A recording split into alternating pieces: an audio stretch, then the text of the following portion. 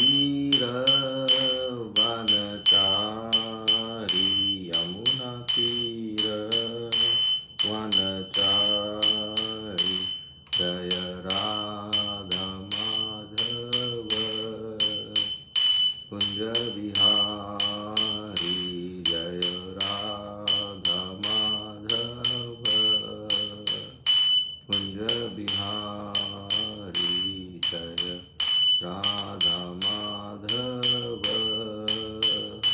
कुंज बिहारी।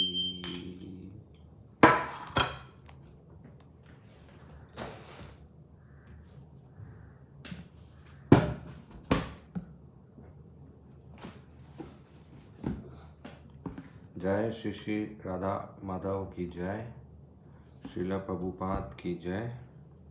ओम नमो भगवते वासुदेवाय। ओम नमो भगवते वासुदेवाय। ओम नमो भगवते वासुदेवाय। तो आज हम पढ़ रहे हैं श्रीमद् भगवद गीता यथारूप अध्याय 1, कुरुक्षेत्र के युद्ध स्थल में सैन्य निरीक्षण, श्लोक संख्या 36 1.36।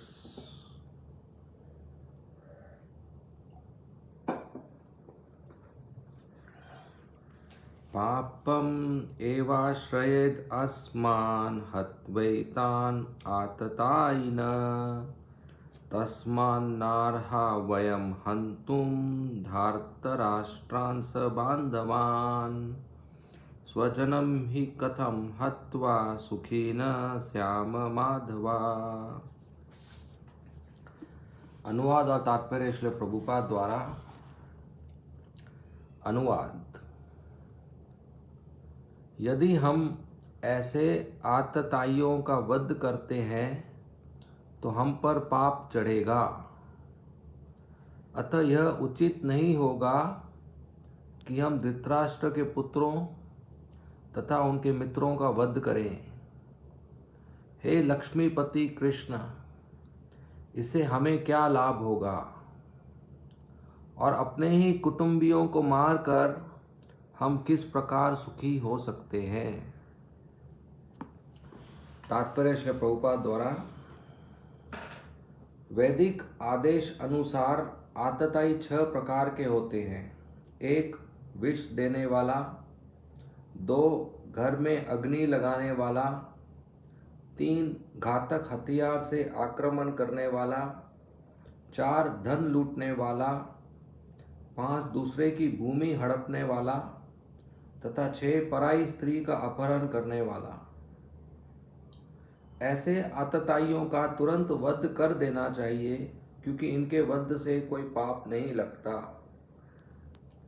आतताइयों का इस तरह वध करना किसी सामान्य व्यक्ति को शोभा दे सकता है, किंतु अर्जुन कोई सामान्य व्यक्ति नहीं है। यह स्वभाव से साधु है, अतः वह उनके साथ साधुवत व्यवहार करना चाहता था। किंतु इस प्रकार का व्यवहार क्षत्रिय के लिए उपयुक्त नहीं है। यद्यपि राज्य के प्रशासन के लिए उत्तरदायी व्यक्ति को साधु प्रकृति का होना चाहिए, किंतु उसे कायर नहीं होना चाहिए। उदाहरणार्थ, भगवान राम इतने साधु थे कि आज भी लोग राम राज्य में रहना चाहते हैं, किंतु उन्होंने कभी कायरता प्रदर्शित नहीं की। रावण आतताई था क्योंकि वह राम की पत्नी सीता का अपहरण करके ले गया था, किंतु राम ने उसे ऐसा पाठ पढ़ाया जो विश्व इतिहास में बेजोड़ है। अर्जुन के प्रसंग में विशिष्ट प्रकार के आततियों से भेंट होती है।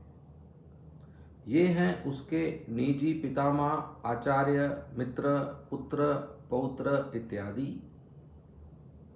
इसलिए अर्जुन ने विचार किया कि उनके प्रति वह सामान्य आतताइयों जैसा कटु व्यवहार न करे।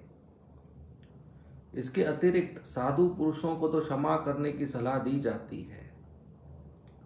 साधु पुरुषों के लिए ऐसे आदेश किसी राजनीतिक आपातकाल से अधिक महत्व रखते हैं।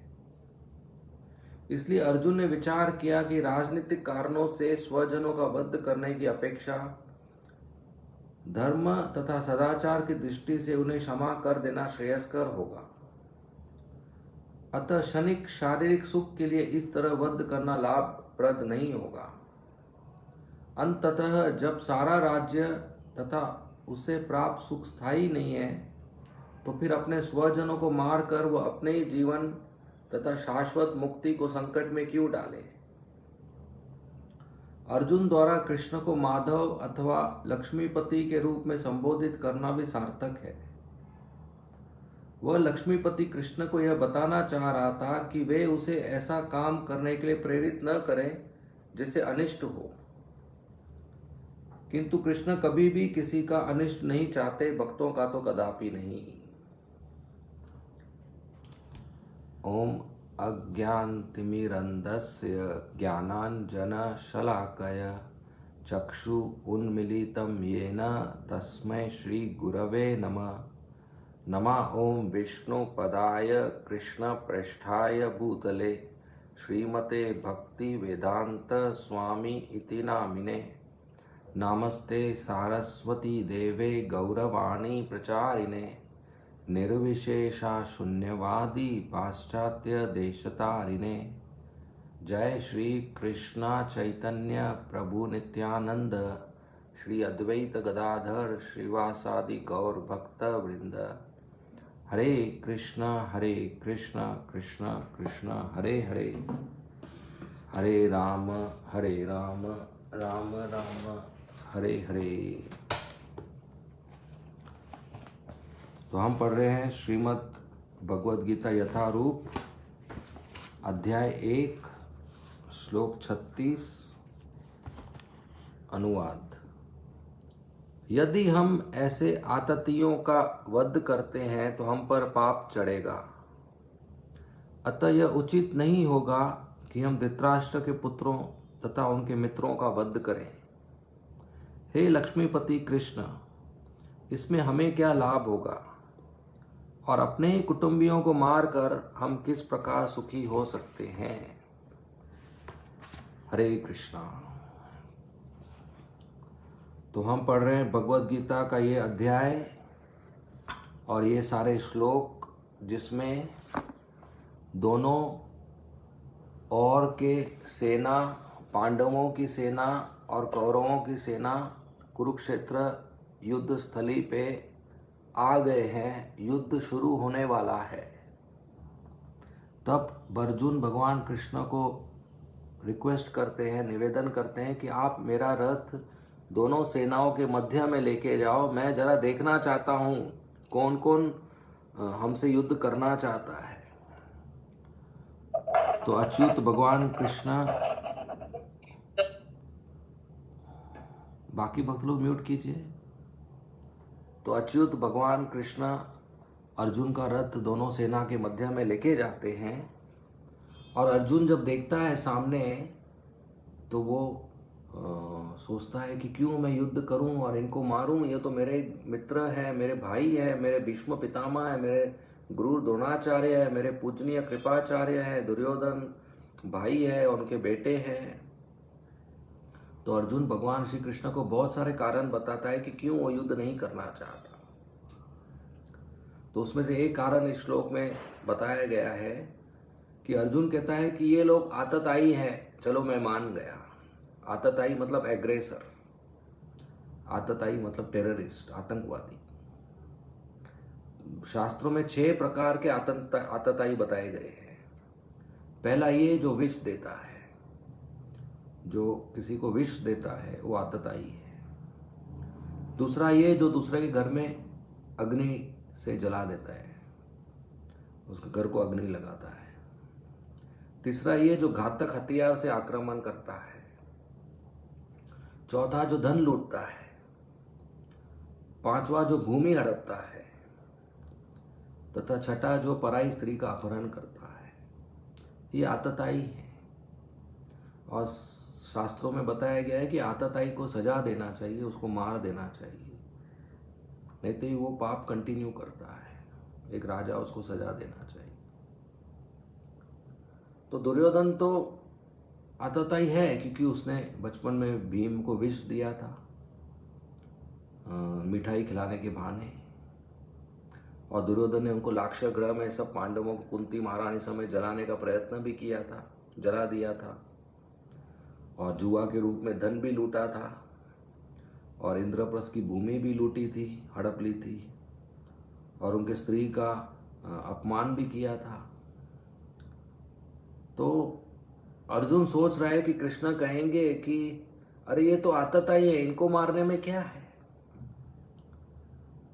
तो अर्जुन कह रहा है हालांकि ये आतताई है, लेकिन हमारे रिश्तेदार भी हैं, आतताई भी हैं, उनको मारना चाहिए, लेकिन रिश्तेदार भी हैं, उनको आदर करना चाहिए, पूजनीय है। एक आसान नहीं होता है।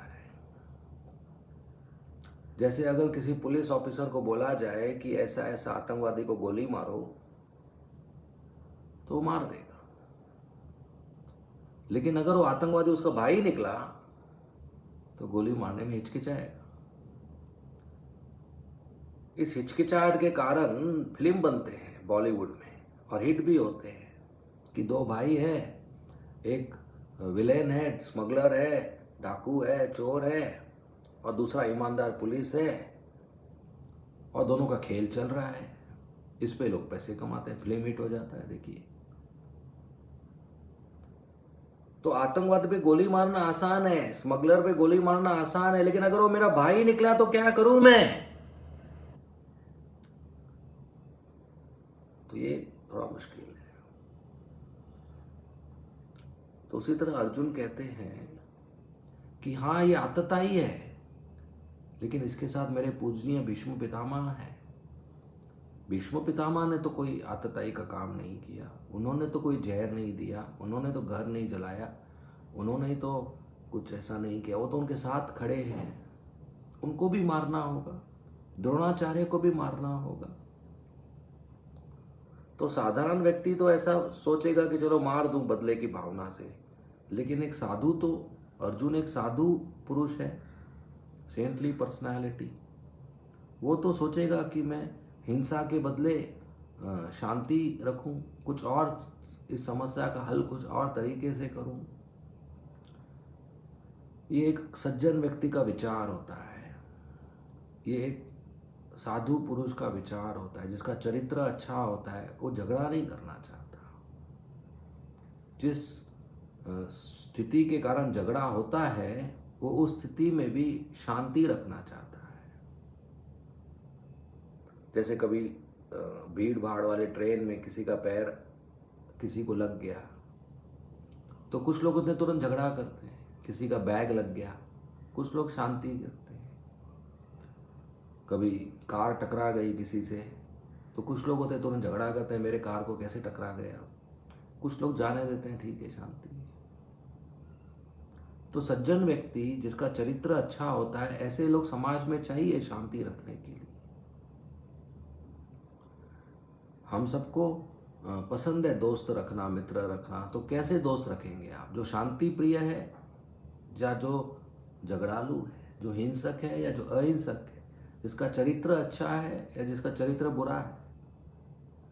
हम सब चाहेंगे हमें ईमानदार दोस्त होना चाहिए, शांति प्रिय दोस्त होना चाहिए, और अच्छा चरित्र वाला दोस्त होना चाहिए। तो ऐसे लोग हमको दोस्त क्यों रखेंगे अगर हम वैसे नहीं हैं? तो इसलिए समाज में शांति प्रिय लोग चाहिए, अच्छे चरित्र वाले लोग चाहिए। जो बच्चे पैदा होते हैं, माता पिता का कर्तव्य है कि उनको अच्छा चरित्र वाला बनाए। इसीलिए तो शिक्षा दी जाती है, स्कूल भेजा जाता है। स्कूल क्यों भेजा जाता है? क्योंकि बच्चा अज्ञानी होता है और उसको ज्ञान प्राप्त हो, शिक्षा प्राप्त हो, और चरित्र अच्छा हो। चरित्र के लिए शिक्षा दी जाती है, चरित्र के लिए ज्ञान दिया जाता है, चरित्र के लिए स्कूल भेजा जाता है। लेकिन आजकल के स्कूल में चरित्र नहीं सिखाते हैं, सिर्फ करियर सिखाते हैं कि कमाई कैसे करना है, नौकरी कैसे प्राप्त करना है फैक्ट्री में या ऑफिस में। चरित्र नहीं सिखाते। ये बहुत ही दुर्भाग्य है, बदकिस्मती है। हम बचपन में एक छोटा सा पोयम पढ़े थे कि if wealth is lost then nothing is lost, if health is lost then something is lost, if character is lost then everything is lost. कि अगर धन खो गया तो कोई नुकसान नहीं हुआ, वापस कमा सकता है। अगर सेहत खो गई तो कोई नुकसान हुआ, लेकिन अगर चरित्र खो गया तो सब कुछ खत्म हो गया। बिना चरित्र का मनुष्य मनुष्य नहीं, जानवर है। मनुष्य और जानवर में तो चरित्र का ही फर्क है ना। नहीं तो जानवर भी खाता है, मनुष्य भी खाता है, जानवर भी सोता है, मनुष्य भी सोता है, जानवर भी मैथुन करता है, मनुष्य भी बच्चे पैदा करता है, मैथुन करता है, जानवर भी खुद की रक्षा करता है, मनुष्य भी खुद की रक्षा करता है। तो दोनों में फर्क क्या हुआ? फर्क ये हुआ कि जानवर 4 पैर पे चलता है और मनुष्य 4 टायर पे चलता है। फर्क तो नहीं हुआ, फर्क है चरित्र का, कि मनुष्य में चरित्र अच्छा होता है, हो सकता है। अच्छा चरित्र मतलब अच्छे गुण। अच्छा गुण मतलब ईमानदारी, सत्य बोलना, साफ सफाई रखना, विनम्र रहना, सहनशील होना, क्षमाशील होना, दयालु होना, मन में शांति रखना, इंद्रियों पे दमन रखना, बुद्धिमान होना, ज्ञानी होना, ये अच्छे गुण। आजकल ये गुणों का लिस्ट भी नहीं मालूम है, फॉरगेट हैविंग इट। गुण होना तो दूसरी बात है, लिस्ट भी किसी को मालूम नहीं है, क्योंकि स्कूल में ये गुणों के बारे में सिखाते नहीं है। स्कूल में कोई अध्याय या चैप्टर नहीं होता है ईमानदारी के ऊपर, सत्य बोलने के ऊपर, या इंद्रियों के दमन के ऊपर, या क्षमा के ऊपर, या सहन शक्ति के ऊपर, या साफ सफाई के ऊपर, या मन की शांति के ऊपर, या दया के ऊपर नहीं होता है कोई। ये सब शिक्षा नहीं देते हैं आजकल। आजकल बस मशीन कैसे चलाना है और पृथ्वी कैसे गोल घूमती है और दूसरे ग्रहों पे जीवन है क्या नहीं। अरे आपके घर में जो जीवन है, वो तकलीफ है, वो नहीं पहचान रहे। तो असली शिक्षा आध्यात्मिक शिक्षा, हमारे बच्चों को हमें आध्यात्मिक शिक्षा देना चाहिए, भगवद गीता और श्रीमद् भागवतम का, ताकि उनमें अच्छा गुण आए, अच्छा चरित्र निर्माण हो, भगवान के अच्छे भक्त बने, तो ही वो अच्छे नागरिक बनेंगे और समाज में शांति होगी। तो इसके लिए ये जो भगवद गीता का क्लास है, ये बच्चों के लिए भी होना चाहिए। उनको भी भगवद गीता सिखाना चाहिए, उनको भी साधुओं का संग देना चाहिए, उनको भी भक्ति सिखाना चाहिए। लेकिन बच्चे सुनकर नहीं सीखते हैं, बच्चे देखकर सीखते हैं। तो माता पिता ने अच्छा उदाहरण प्रस्तुत करना चाहिए घर में। माता पिता जब अच्छा भक्ति करेंगे, उनको देखकर बच्चे भी अच्छा भक्ति करेंगे, तो अच्छे चरित्र वाले बच्चे पैदा होंगे, अच्छे चरित्र वाले बच्चे बड़े होंगे और समाज में ज़्यादा शांति होगा। तो अच्छे चरित्र वाले लोग चाहिए। मगर अर्जुन अच्छा चरित्र वाला है, साथ साथ क्षत्रिय है, और क्षत्रिय का कर्तव्य है धर्म युद्ध में भाग लेना। क्षत्रिय साधु होना चाहिए, साधु का गुण होना चाहिए, साथ में साथ कायर नहीं होना चाहिए। उदाहरण है भगवान राम का। आज भी लोग राम राज्य चाहते हैं, आज भी नेता लोग बोलते हैं कि हम राम राज्य लाएंगे। क्यों राम राज्य चाहते हैं? क्योंकि राम जी का चरित्र इतना अच्छा है कि सब लोग पसंद करते हैं ऐसे राजा को, ऐसे नेता को। लेकिन लोगों को राम नहीं चाहिए, राम राज्य चाहिए, राम नहीं चाहिए। राम राज्य माइनस राम। बिना राम के राम राज्य कैसे प्राप्त होगा? अगर राम राज्य चाहिए तो पहले राम को लाना होगा ना। राम आएंगे तब जाकर राम राज्य होगा। तो पहले राम को अपने शहर पे लेके आइए, पहले राम को अपने घर में लेके आइए, पहले राम को अपने हृदय में लेके आइए, फिर जाकर आपका जीवन राम राज्य होगा। लेकिन लोगों को राम राज्य चाहिए, राम नहीं चाहिए, कि राम नहीं चाहिए, बस राम राज्य चाहिए। कैसे होगा? तो जो भी है, लोगों को राम राज्य चाहिए। और भगवान राम का चरित्र बहुत अच्छा है, मर्यादा पुरुषोत्तम, लेकिन साथ ही साथ वो कायर नहीं है। जब उनकी पत्नी माता सीता का रावण ने अपहरण किया तो भगवान ने उसको अच्छा सिखाया। बंदरों के साथ गए, समुद्र 800 माइल पार करके और उसको युद्ध में हराया और मार दिया, पूरे राक्षसी सेना को मार दिया। तो एक नेता का चरित्र अच्छा होना चाहिए, लेकिन कायर नहीं होना चाहिए, और न्यायप्रिय होना चाहिए। जो आतताई है उनको सजा मिलना चाहिए। अभी इसको पढ़कर हमें ये नहीं सोचना चाहिए कि हम भी आतताई को सजा देने बैठेंगे। वो हमारा काम नहीं है, वो पुलिस का काम है, जज का काम है। कलयुग में तो सभी आतताई हैं, इसलिए कलयुग में असुरों को नहीं मारते हैं। कलयुग में उनके पापी को नहीं मारते हैं, अंदर से पाप को मारते हैं। जब जगई मधई दो पापी नित्यानंद प्रभु को मारे और मदई ने नित्यानंद प्रभु के माथे पर मटका दिया, खाली दारू का मटका, और उनके खून निकला, तो चैतन्य महाप्रभु बहुत क्रोधित होकर आए और सुदर्शन चक्र लेके आए कि जगई मदई की मैं हत्या करूं। भगवान जब भी अवतार लेते हैं तो परित्राणाय साधु नाम विनाशाय दुष्कृता, साधु का रक्षा करते हैं, असुरों का नाश करते हैं। नरसिंह देव के रूप में आए तो हिरण्यकशिपु को मार दिया, वराह देव के रूप में आए तो हिरण्याक्ष को मारा, राम के रूप में रावण को मारा, कृष्ण के रूप में कंस को मारा। तो चैतन्य महाप्रभु के रूप में आए तो जगई मदई को सुदर्शन चक्र से मारने ही वाले हैं कि नित्यानंद प्रभु उनके चरणों में पड़ गए कि हे चैतन्य महाप्रभु, हे गौरांग महाप्रभु, मत मारिए, जगई मदई को मत मारिए। तो चैतन्य बोले क्यों नहीं मारूं, मैं अवतार में तो मारता हूं, हर अवतार में तो मारता हूं, कभी आपने मना नहीं किया, अभी क्यों मना कर रहे हैं? बोला इस अवतार में आप नहीं मारते, किसी की हत्या नहीं करते। क्यों इस अवतार में नहीं मारते? क्योंकि अगर इस अवतार में पापी को मारेंगे तो पृथ्वी खाली हो जाएगा, किसको प्रचार करेंगे? क्योंकि हर व्यक्ति पापी है। देखिए कलयुग में हर व्यक्ति पापी है, छोटा या बड़ा। तो इस अवतार में आप पापी को नहीं मारते, पाप को मारते हो। कैसे पाप को मारते हैं? हरे कृष्ण महामंत्र से, हरे कृष्णा कृष्णा कृष्णा हरे हरे, हरे राम राम राम हरे हरे।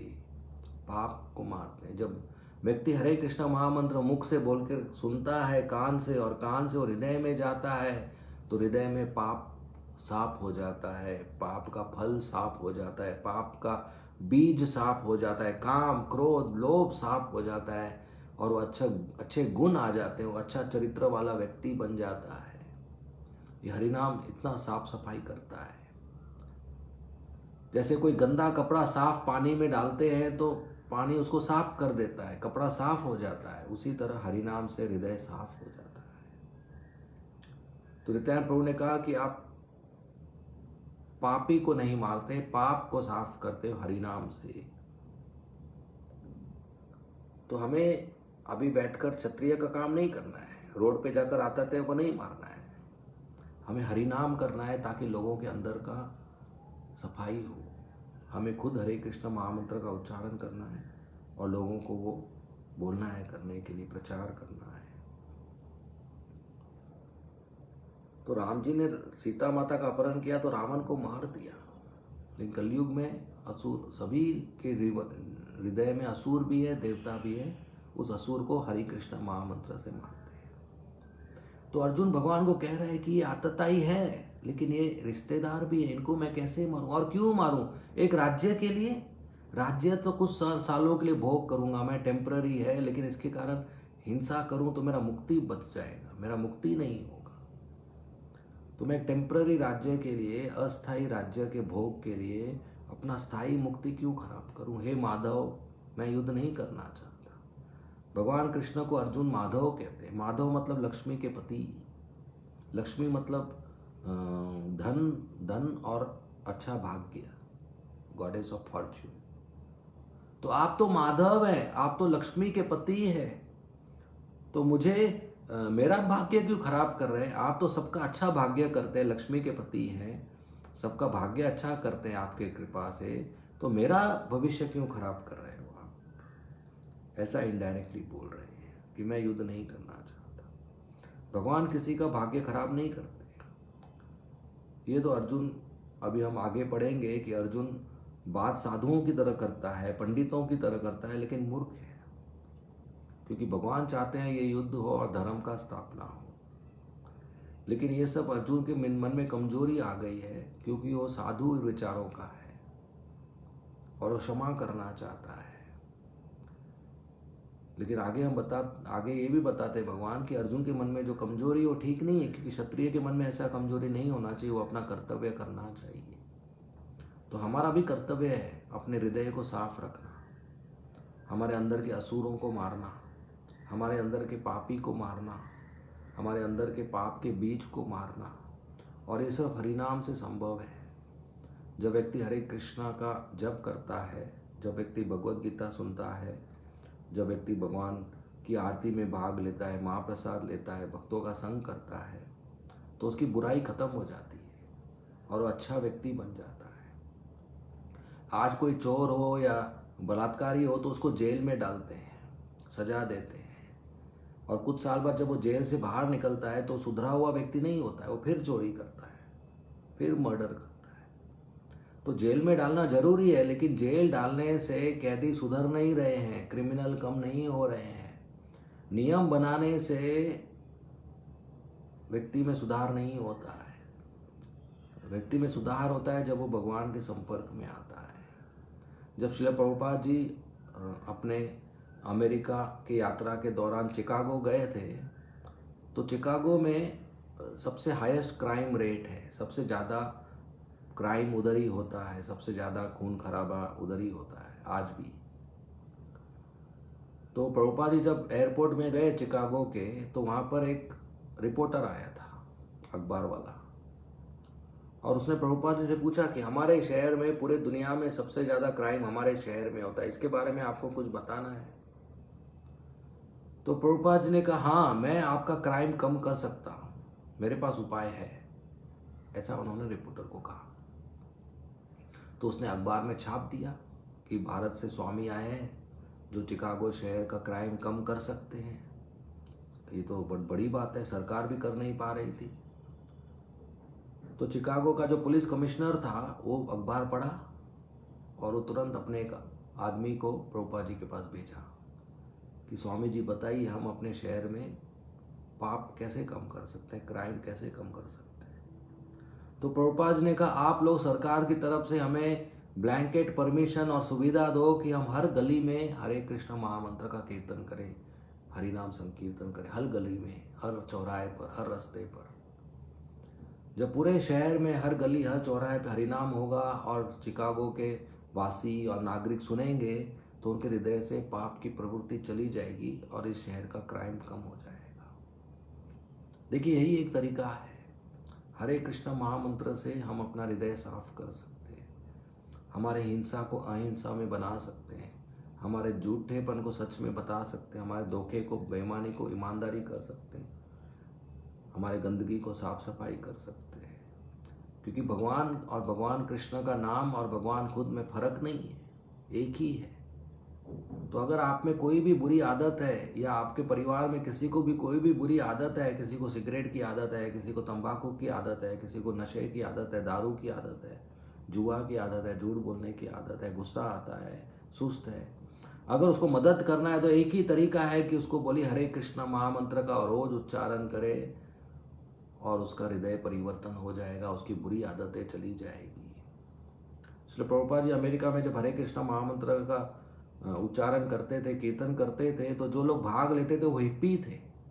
हिप्पी वो थे जो अमीर घर के थे, लेकिन घर छोड़कर रास्ते पर रहते थे नंगे, और दारू पीते थे, नशा करते थे, ड्रग्स लेते थे, और रोज गर्लफ्रेंड के साथ, अलग अलग गर्लफ्रेंड के साथ संभोग करते थे, मांस मच्छी खाते थे, और वो सन्यासी बन गए, शुद्ध वैष्णव बन गए। इतना शक्तिशाली हरे कृष्ण महामंत्र। अमेरिका के एक इंटरव्यू टीवी इंटरव्यू में प्रभुपाद जी से प्रश्न पूछा गया था कि आप कोई चमत्कार किए हैं क्या, क्योंकि जो भी स्वामी आते हैं कुछ चमत्कार करते हैं, हवा में केला बनाते हैं लोगों को आकर्षित करने के। प्रभुपाद ने कहा मैंने एक चमत्कार किया है, मैंने हिप्पी को हैप्पी बना दिया। ये जो हिप्पी थे वो हैप्पी बन गए, वो शुद्ध वैष्णव बन गए, सन्यासी बन गए। तो ये चमत्कार है हृदय को परिवर्तन करना। तो अगर हम किसी की मदद करना चाहते हैं, हमारे मित्र की जिसके पास बुरी आदत है, तो एक ही तरीका है हरे कृष्ण महामंत्र। तो ये हरे कृष्ण महामंत्र सबको देना चाहिए, सबको बोलना चाहिए कि हरे कृष्ण महामंत्र बोलिए, और इस तरीके से सबका हृदय साफ हो जाएगा।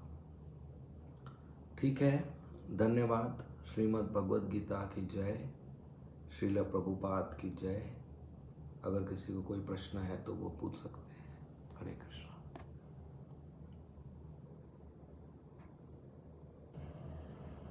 After 1 minute, so can we all rejoin?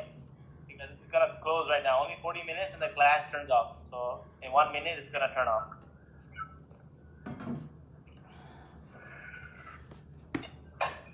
या ओके, कोई प्रश्न? Hare Krishna, Prabhuji.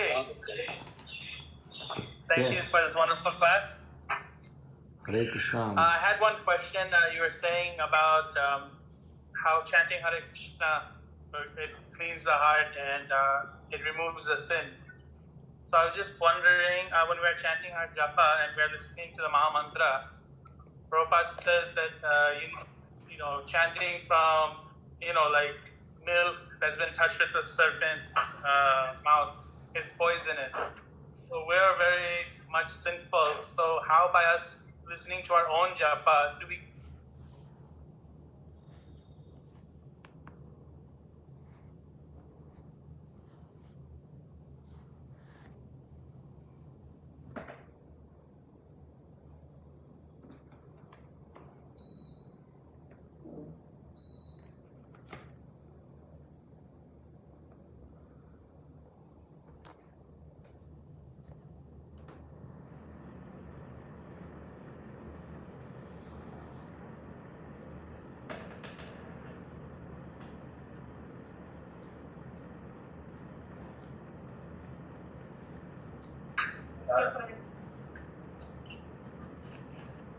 Yeah, go on.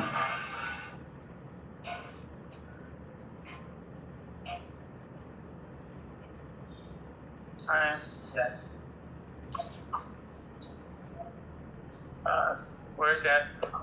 Prabhuji, are you there? Yes. Yes. So, how is it that by you know, us meditating, chanting our japa, and you know, most of us are not different from asuras, or so how do we get purified? That way. Yeah. So that milk touched by serpent is an example used for hearing Mayavad. If a Mayavadi chants Bhagavatam or holy name and we hear, we get a bad seed of Mayavad. But in general, anybody who accepts Krishna as the Supreme Personality of Godhead is a devotee. And especially when we chant with a service attitude that yes, I want to get purified, the holy name is merciful on us. So it's not that my chanting is helping me. Is that holy name is not transcendental. So when I chant Hare Krishna Maha Mantra, the holy name purifies me. Holy name is capable to do that. Holy name is not different from Krishna. So because हमारे में सेवा भाव है कि हाँ कृष्ण भगवान है, मैं उनका दास हूँ, हम जब करते हैं भगवान का नाम लेते हैं, तो भगवान का नाम हमारे हृदय को शुद्ध करता है.